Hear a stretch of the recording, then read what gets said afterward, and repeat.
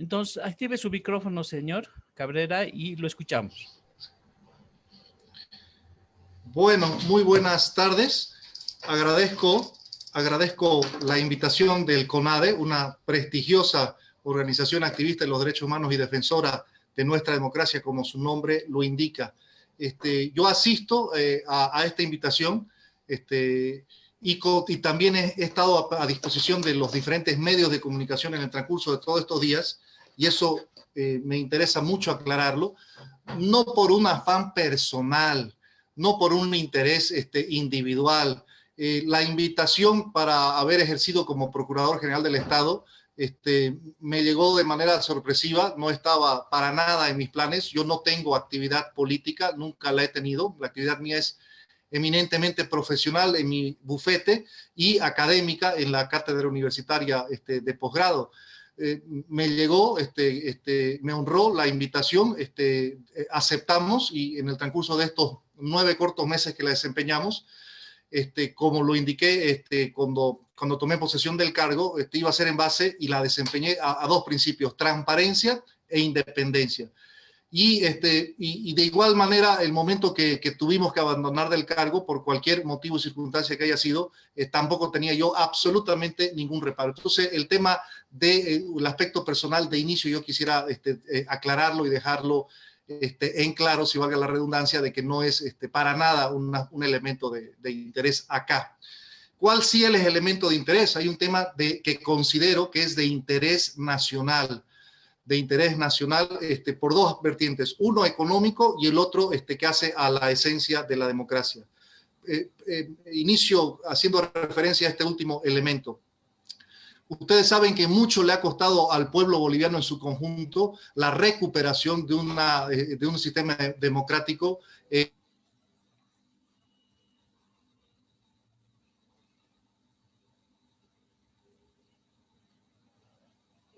se iba a manifestar de una manera tan robusta que sobrepasó cualquier expectativa de dirigencia política o pronóstico de analistas. Entonces fue sorprendente la valentía de la gente para hacer respetar su voto y para finalmente pues hacer respetar todos los valores.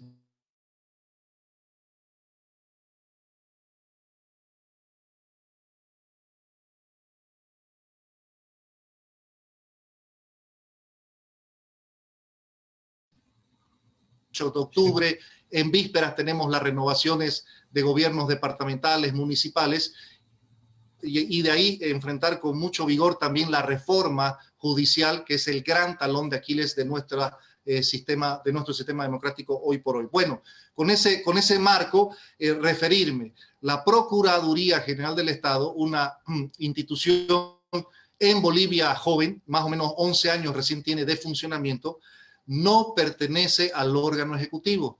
No pertenece al órgano ejecutivo, que la Constitución es clara y que indica está integrada solamente por presidente, vicepresidente y gabinete de ministros. La Procuraduría General del Estado integra el otro capítulo de la Constitución referido a defensa de la sociedad y el Estado, defensa, control de la sociedad y del Estado, junto con Ministerio Público, Defensoría del Pueblo,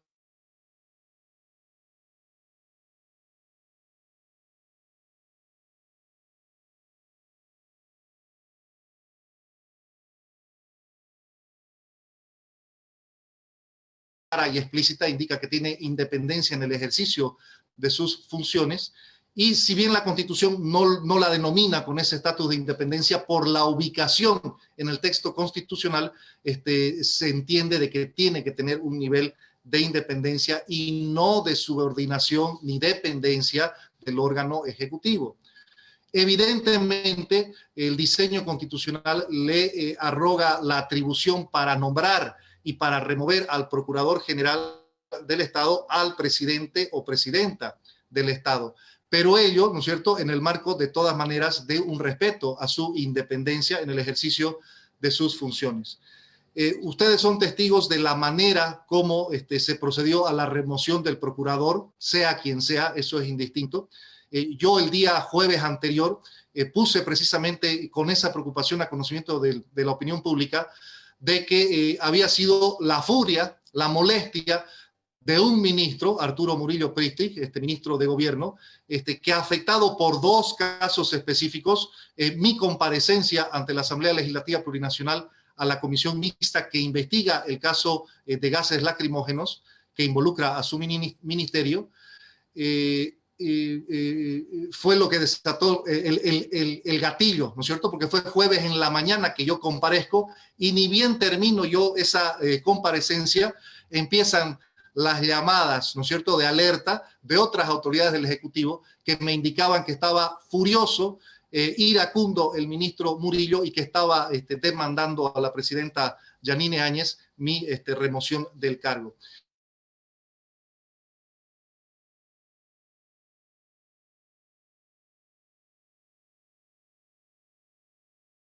Cabalmente la semana anterior, el día viernes 11 de septiembre, en una actuación rutinaria, cotidiana de la Procuraduría General del Estado, se nos convoca, porque no formamos parte, reitero, del órgano ejecutivo, se nos convoca a la UDAPE. Ustedes recordarán, es la unidad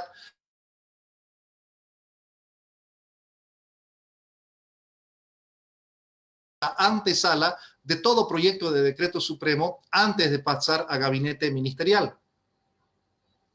Y en esa reunión cotidiana nos sorprenden con una iniciativa de proyecto de decreto supremo tramitado por la vía rápida. Un día antes, el jueves 10 de septiembre, el ministro Murillo había presentado con una sola hoja una iniciativa de proyecto vía decreto, vía tramitación rápida, que esa tramitación está prevista en las normas para aquellos decretos supremos que no requieren mayor análisis ni mayor estudio, ¿sí? Para decretos de mero trámite.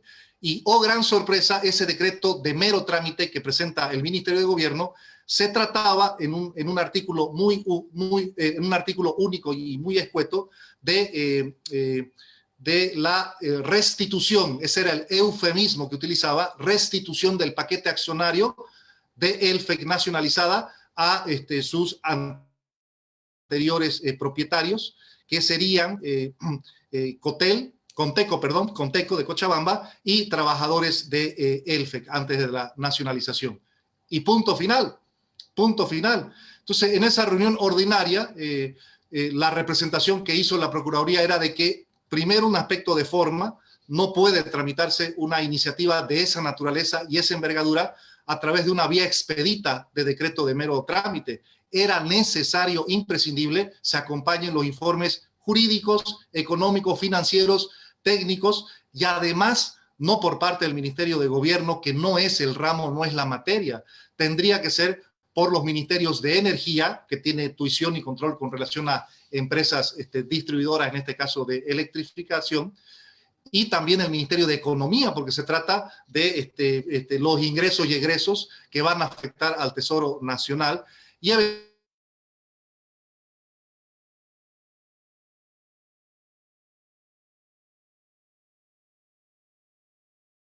la necesidad imprescindible de contar con esa información jurídica, legal, económica, administrativa, para poder tomar la decisión que correspondiese. Y de igual manera alertábamos esa figura de restitución de paquete accionario, la identificábamos como un eufemismo, un nombre bonito o disfrazado para no decir de lo que en realidad se está tratando. No hay que ser un erudito para reconocer que cuando la titularidad propietaria del sector privado pasa al sector estatal, se denomina ya sea nacionalización, estatización o expropiación, del privado al público. Y a la inversa, cuando la propiedad se transfiere del sector estatal, del Estado, al sector privado, en cualquier forma, sea persona individual, sociedad anónima, cooperativa, se denomina privatización, del sector estatal hacia el sector privado. De manera que lo que en realidad se estaba proponiendo en esa iniciativa de decreto supremo express era también realizar una privatización express, ¿no? Y acá yo también quiero aclarar, no estoy adelantando criterio y opinión, y no se trata de una cuestión de opiniones personales o ideológicas a favor de privatizar o a favor de una nacionalización, de ninguna manera. Eran observaciones de puro derecho, estrictamente jurídicas, de mesura en la toma de una decisión que va a tener consecuencias grandes, ¿no? Millonarias para el Tesoro del Estado. Entonces, esas fueron unas primeras observaciones en cuanto a la forma y al procedimiento. De igual manera, en esa misma reunión, viernes 11 de septiembre, se hicieron observaciones ya de fondo, ¿no? O ya de fondo. Y un tema, la preguntas sin respuesta. Hace 10 años que se emitió por parte del anterior gobierno el decreto supremo de nacionalización de ELFEC. Hace 10 años han transcurrido. Si ahora se está pretendiendo retornar, dejar sin efecto esa nacionalización y retornarla nuevamente al sector privado, la pregunta es, los 10 años de inversión que el Estado boliviano, ya sea a través del Tesoro General de la Nación directamente o ya sea a través de la Empresa Nacional de Electrificación de la misma ENDE, ha invertido 10 años de inversión, ¿se van a perder? ¿Se las está cediendo gratuitamente también? ¿O va a haber una compensación por quienes están recuperando esa propiedad por 10 años que invirtió el Estado boliviano? Pregunta sin respuesta. Otra pregunta es, el argumento muy peligroso y temerario e ilegal, el argumento de ese decreto supremo era de que había sido ilegal la nacionalización. La califica de ilegal.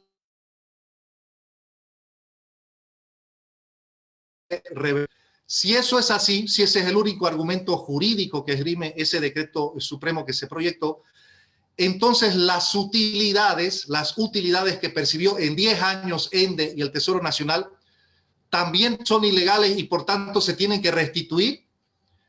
Pregunta demasiado importante que no podía quedar sin respuesta y tampoco había ninguna respuesta. ¿Qué sucedía con las utilidades percibidas por el Estado boliviano por esos 10 años? Por versiones periodísticas que después han sido de conocimiento público, por versiones periodísticas, se tiene que habían utilidades promedio de 15 millones de dólares al año.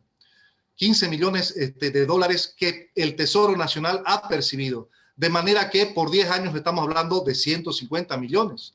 Esa información se la fue conociendo a posteriori por versiones, reitero, periodísticas. Otro elemento, yo les indicaba, se califica en el decreto supremo como fundamento de que fuera ilegal el acto de nacionalización. En una democracia y conforme a nuestra Constitución, el órgano ejecutivo no tiene competencia para calificar actos legales o ilegales. Esa es una competencia exclusiva y privativa de los jueces. De manera que era temerario e ilegal más bien que en un decreto supremo se haga una calificación de legalidad o ilegalidad. Y este aspecto, ¿por qué tiene tanta importancia? Bolivia, el Estado boliviano,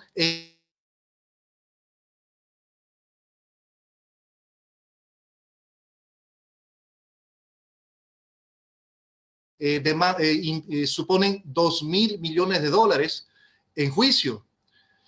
Y si ahora el gobierno boliviano, sea quien sea que esté en el ejercicio del poder, emite con un decreto supremo una calificación de que un acto de nacionalización es ilegal, eso va a constituir un precedente directo. Inmediatamente los 4 demandantes, las otras 4 empresas demandantes, van a incorporar en esos juicios arbitrales que el gobierno boliviano, entre comillas, confesó que nacionalizar fuera ilegal y por tanto van a pedir que se emitan las sentencias, laudos en favor de ellos, poniendo en riesgo 2.000 millones de dólares.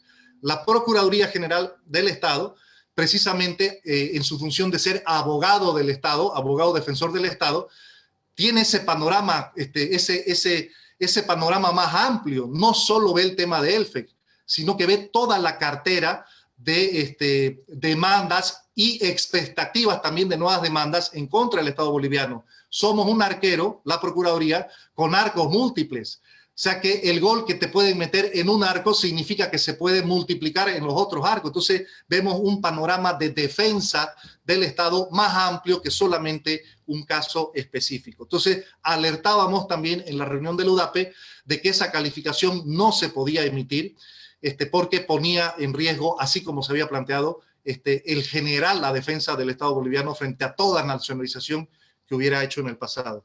Se ha dicho de paso, y es muy pertinente esta aclaración, un acto de nacionalización no es ilegal.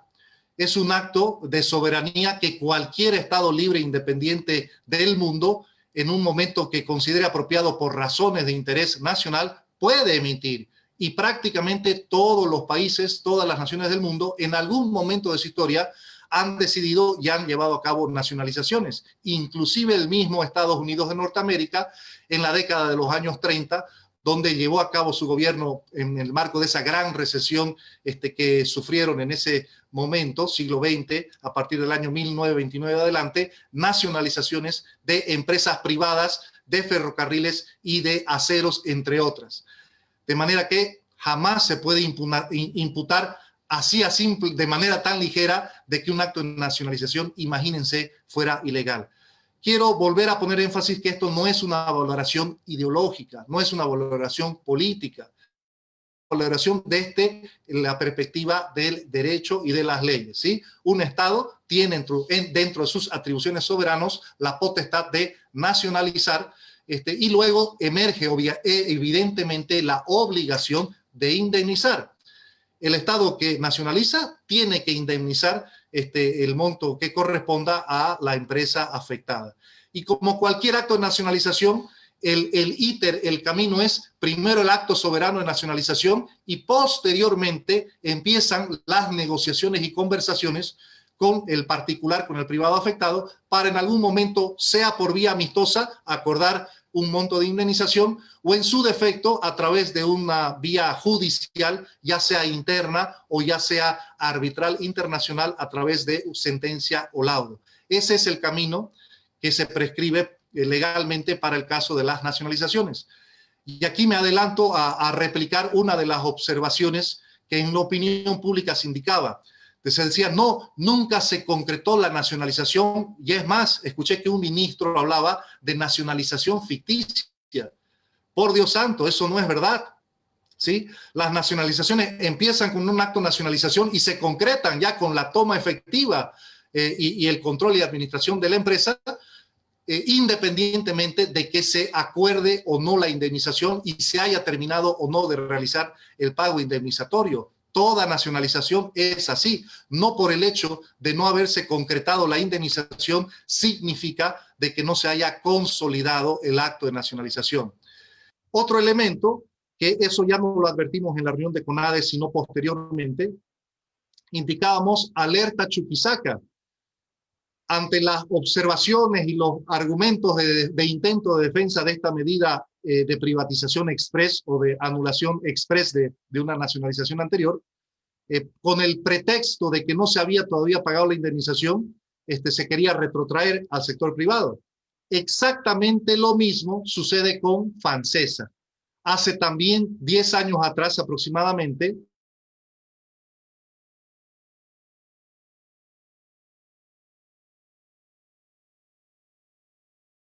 empresa privada de nombre Soboce. Y hasta el día de hoy, supuestamente, no se ha pagado el Estado boliviano ni un solo centavo del 33.33% que se le nacionalizó a Soboce.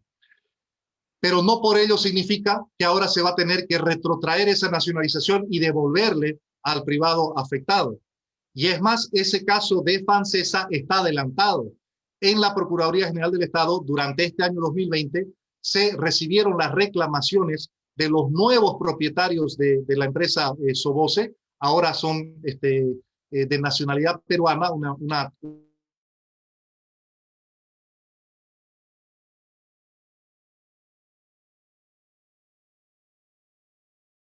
el Estado boliviano no terminó supuestamente de pagar ni un centavo por el 33.33% de FANSESA. Este año ya ha iniciado su proceso arbitral. De manera que este caso de ELFEC-ENDE va a tener implicación directa también como precedente para el caso de Chuquisaca con relación a FANSESA. Entonces, no se puede dar una solución con estos argumentos a ELFEC y pretender que ese argumento no sea aplicable entonces para un caso idéntico como es el caso de FANSESA. Por eso es que el panorama de decisión mucho más responsable tiene que ser amplio y no viendo solamente el caso específico de ELFEC, sino el caso general del Estado boliviano y todos los temas pendientes que tiene por actos de nacionalización con diferentes empresas, Bueno, hasta ahí vuelvo al viernes 11 de septiembre. Yo les decía, como un acto de mera tramitación, sale esta iniciativa tan sorpresiva de decreto supremo vía rápida para disponer un tema de demasiada importancia también vía rápida, y la Procuraduría formula su observación el viernes. El día lunes se hizo constar en el acta de la reunión, que también fue por Zoom. El día hábil siguiente, que era lunes 14 de septiembre, efemérides de Cochabamba, en la mañana la Procuraduría presenta por escrito la nota, indicando también de manera resumida el contenido de estas observaciones. Me olvidaba indicar que el día viernes, pese a los cuestionamientos legales de puro derecho que formuló la Procuraduría, el resto de los integrantes de esa reunión continuaron con la tratativa a detalle de la norma. Ante esa actitud, la Procuraduría hizo protesta de que ya no tenía razón de ser su participación, ya había expresado sus cuestionamientos, e hizo abandono de la reunión. Y por eso el día siguiente, el lunes 14 de septiembre, por escrito, formuló también estos cuestionamientos de forma y de fondo para que continúe con el trámite. Y allí, oh gran sorpresa,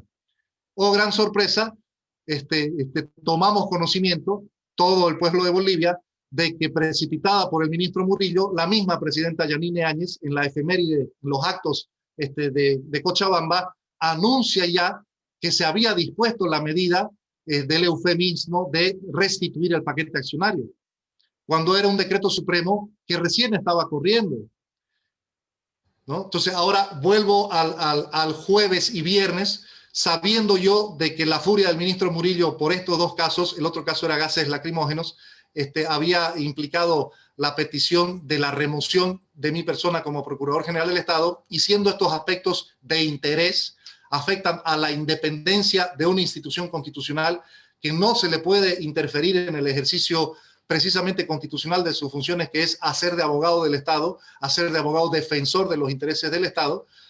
Pongo a conocimiento público y al día siguiente ya se concreta. Ha circulado por las redes sociales el video cuando recibo, todavía en calidad de autoridad, la visita de funcionarios del Ministerio de Presidencia, con la pretensión de incorporar ya en el mando a una nueva autoridad que tenía decreto presidencial ya emitido, y ahí observo yo de que tenía que tomar posesión legal del cargo.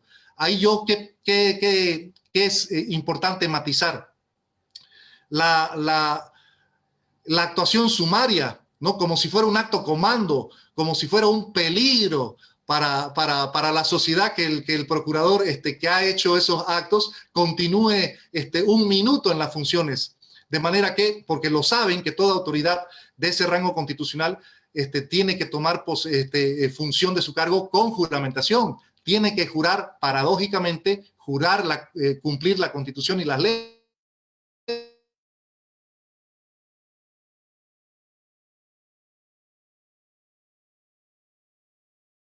Predisposición inmediata a hacer la dejación del cargo y la transmisión, pero extrañé y demandé que se lleve a cabo como lo habían hecho los anteriores 4 procuradores, incluida mi persona, con juramento de cumplir la Constitución y la ley frente a la autoridad que le está posesionando, la presidenta.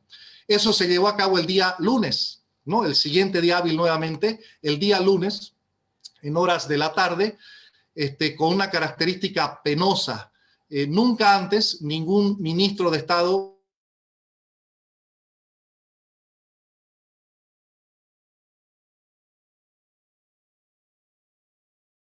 una comunicación a medios de difusión social, a medios de comunicación social, y no se realizó en Palacio Quemado, sino que se realizó en la residencia de San Jorge, en la casa presidencial, a puerta cerrada, y únicamente con la cámara de Bolivia TV, que no hizo transmisión al vivo del acto.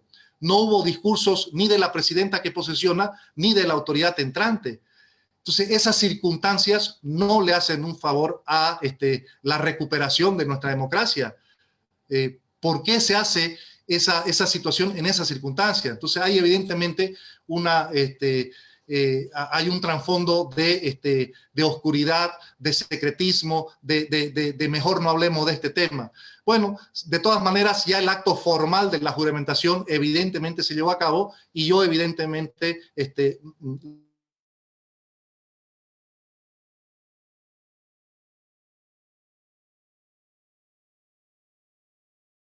dio inicio a ya de sus funciones, ¿no? El nuevo procurador y actualmente ya el ex procurador Cabrera. Y para ir terminando, quiero también poner en calidad de denuncia, si vale el término, vuelvo a indicar, no es un aspecto personal, pero sí es un aspecto de interés público. Al menos desde el anterior día lunes hasta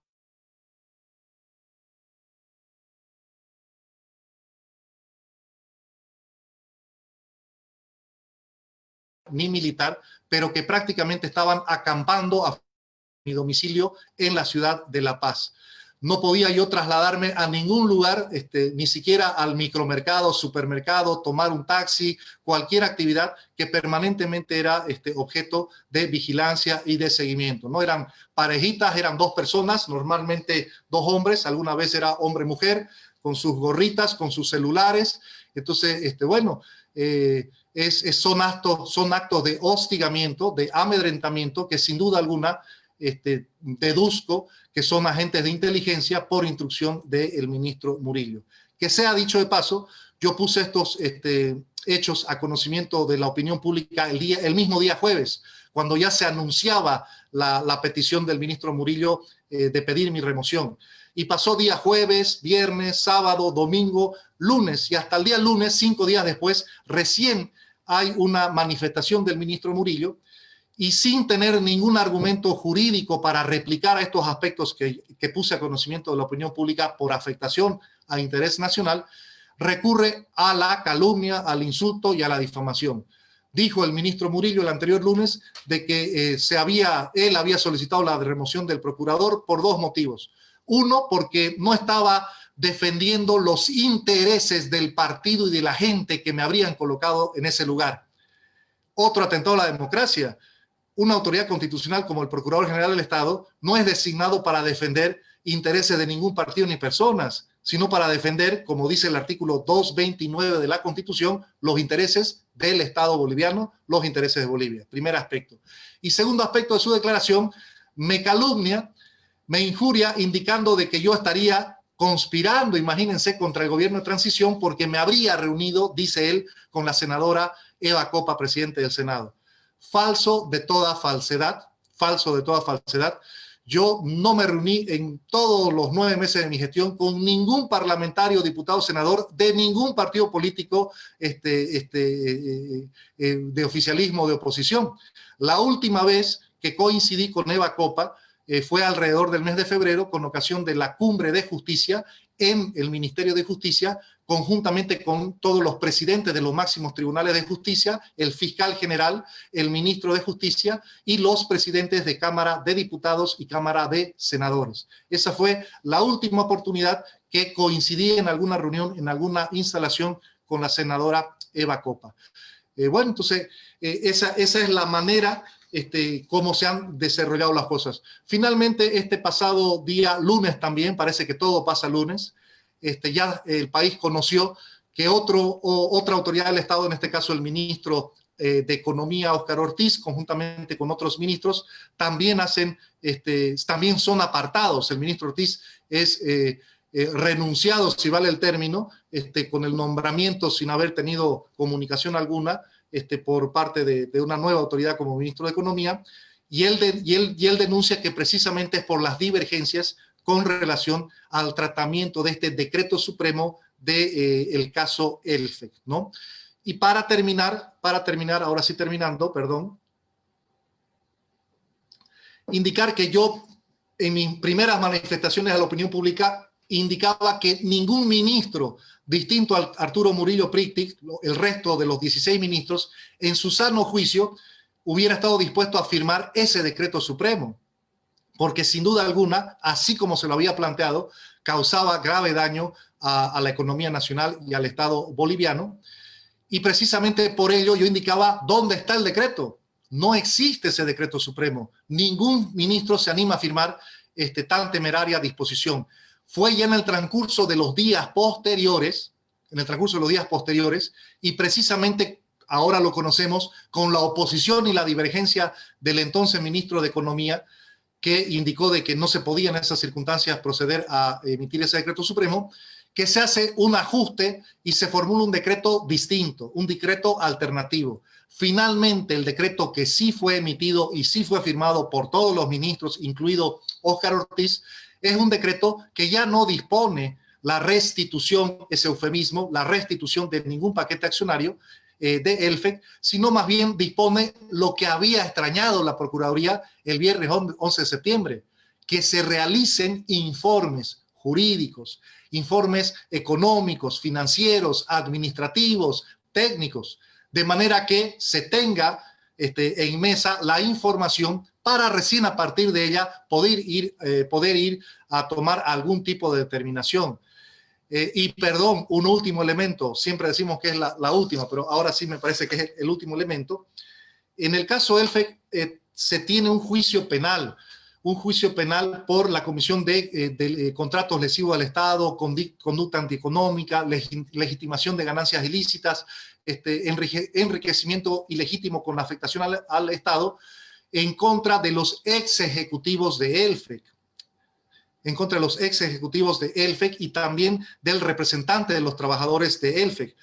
Ha salido a conocimiento público en una noticia del periódico Página 7 el día de hoy, de un informe de auditoría ya que está en la revista de Colegio de Auditores de Cochabamba, en base a elementos que están en este juicio penal, que el supuesto dinero, 11 millones de dólares, con el cual el grupo de ejecutivos de ELFEC y los trabajadores de ELFEC habrían comprado a la empresa estadounidense el paquete de ELFEC, en realidad nunca salió de los bolsillos ni del patrimonio ni de los ex ejecutivos de ELFEC ni de los propios trabajadores, sino del mismo patrimonio de la empresa. Se bicicleteó con el nombre primero de anticipo de beneficios sociales a los trabajadores y luego con la denominación de préstamo a cuenta para cada uno de los trabajadores, un dinero que nunca salió de las arcas del mismo ELFEC. Entonces, ese es otro elemento que se conoce como el caso de los Panama Papers, los papeles de Panamá,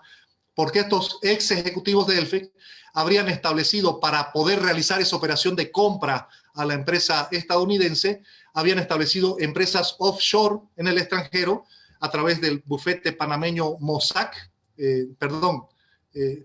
Mossack y algún nombre más, que precisamente es la involucrada con estos casos de evasión también de impuestos para concretar esa operación. De manera que el argumento de que se habría defraudado o estafado a los trabajadores y a Conteco también queda en entredicho y sin sustento porque existe este procesamiento penal por este bicicleteo y este artilugio legal muy sofisticado elaborado para realizar esta operación con el dinero del mismo ELFEC y con daño económico al Estado. Bueno, esos son muy apresuradamente, y les pido mil disculpas tal vez por el desorden de la exposición, pero quedo presto a cualquier comentario, aclaración y deliberación al respecto. Muchas gracias. Muchas gracias, señor Cabrera. En primer lugar, felicitarle, ¿no?, por brindarnos la información de primera mano, de manera tan ordenada, que nos ayuda a tener un criterio más acorde a lo que está pasando. También destacar, ¿no?, la valentía que ha tenido, porque es difícil en una situación como la que usted ha pasado poder enfrentar estas calumnias y bueno, la prepotencia que a veces viene desde el ministro de Gobierno. En todo caso, voy a ceder la palabra a las personas que quieran hacer alguna pregunta específica sobre el tema para poder enriquecer la información que nos ha brindado. Si gustan, pueden levantar la manito azul o prender su cámara y levantar la mano si es que tuviesen alguna pregunta pertinente al tema, ¿no? Después, el resto, los criterios, la discusión la vamos a tener nosotros internamente. Entonces les doy la palabra si alguno de ustedes quiere hacer alguna pregunta específica. Si no hubiera preguntas, significa que también el tema ha sido comprendido, ¿no? En toda su cabalidad. Por suerte el decreto se ha parado, porque si se hubiera impuesto ese decreto, estaría generando las consecuencias que el señor Cabrera ha mencionado, ¿no? Una desestabilización, ¿no? Para otros procesos que tenemos como Estado frente a empresas que han sido objeto de nacionalización. Y por el otro lado, al no estar claro si ELFEC realmente su patrimonio ha sido correctamente invertido y luego ha sido nacionalizado. Es decir, es un chenco eso. Y le va a corresponder a una próxima gestión hacer las investigaciones de la manera más profunda y transparente. Porque cuando las cosas son turbias, hay intereses de por medio y parecería que el señor Murillo lo que pretendía hacer con esta supuesta, como él dice, un eufemismo de restitución de acciones, era hacer campaña política y proyectarse también como candidato, etcétera, etcétera, ¿no? Entonces, no sé si, señor Cabrera, usted quiere hacer alguna adimentación, complementar algo. Caso contrario, ahí lo estaríamos cerrando esta intervención.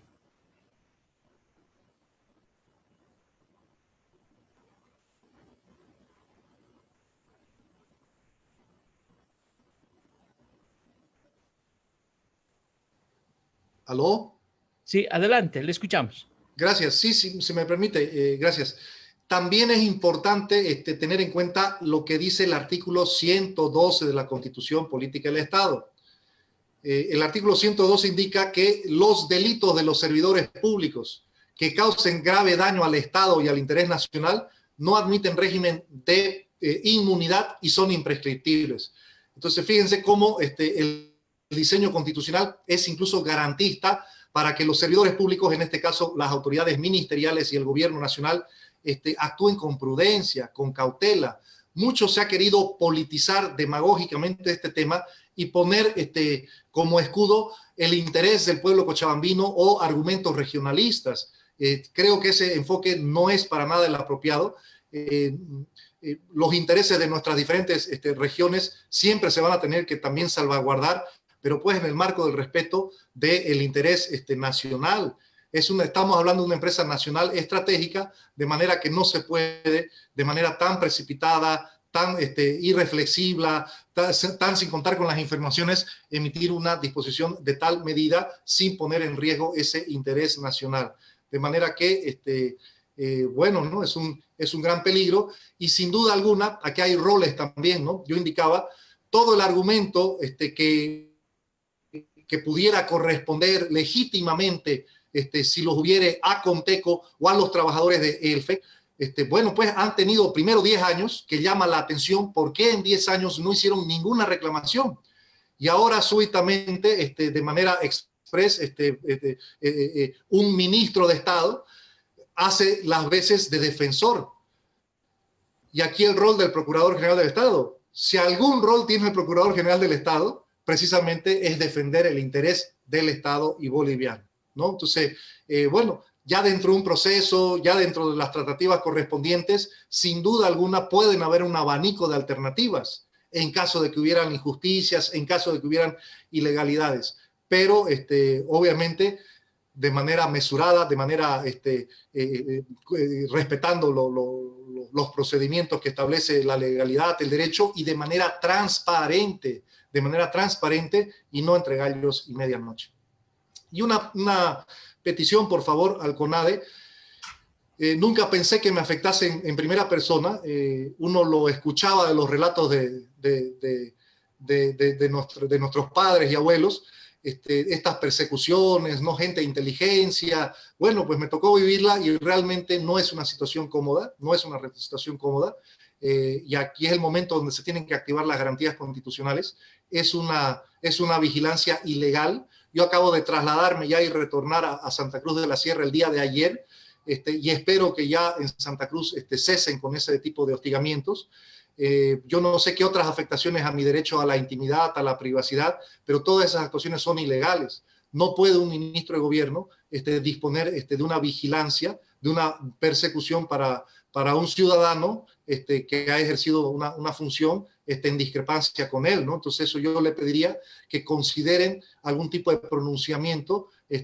Ya lo ha hecho el Colegio de Abogados de Santa Cruz, donde estoy afiliado, pero yo les agradecería mucho que pudiesen emitir algún criterio al respecto. Sí, Gracias. así se va a hacer. Sí, yo creo que vamos a actuar en esa dirección. Recordar que el CONADE también está conformado por ex defensores del pueblo que tienen autoridad moral, y también es parte del CONADE la Asamblea Permanente de Derechos Humanos. Entonces, si sacamos algún comunicado como CONADE, se supone que es un pronunciamiento de tipo institucional. Nos preocupa el hostigamiento y también nos preocupa la forma, ¿no? Como de manera express se ha intentado hacer esto.